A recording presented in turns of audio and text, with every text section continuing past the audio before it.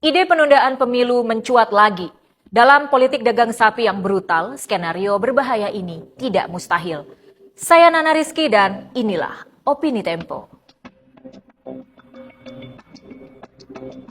Dalam hal mengegolkan rencana penundaan pemilu, para pendukung Presiden Joko Widodo ibarat sedang berperang gerilya.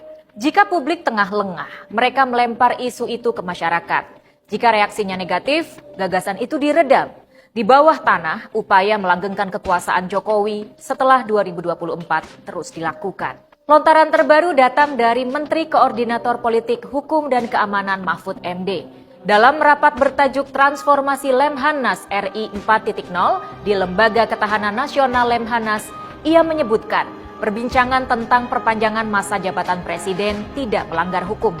Ia memang mengatakan pemerintah tengah menyiapkan pemilihan umum 2024 dari sisi prosedural, kelembagaan, dan peraturan. Tapi Mahfud melontarkan kalimat bersayap.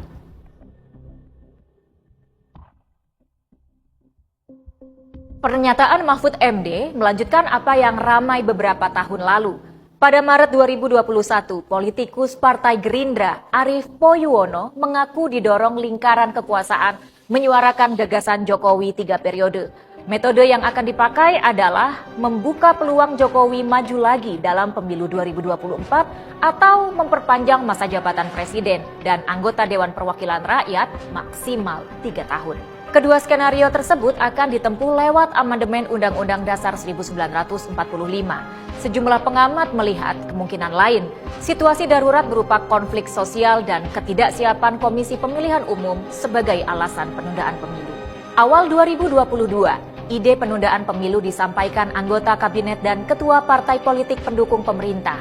Dari Menteri Investasi Bahlil Lahadalia, lalu Ketua Umum Partai Kebangkitan Bangsa Muhaimin Iskandar, hingga Ketua Umum Partai Golkar yang juga Menteri Koordinator Perekonomian Airlangga Hartarto. Ada pula Ketua Umum Partai Amanat Nasional Zulkifli Hasan dan Menteri Koordinator Kemaritiman dan Investasi Luhut Binsar Panjaitan.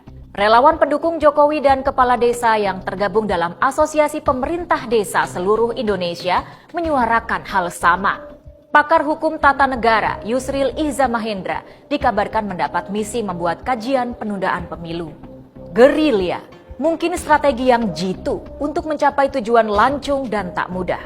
Bersembunyi, menyerang, lalu bersembunyi lagi, merupakan cara tepat mencapai tujuan dengan meminimalisasi efek yang tak dikendaki.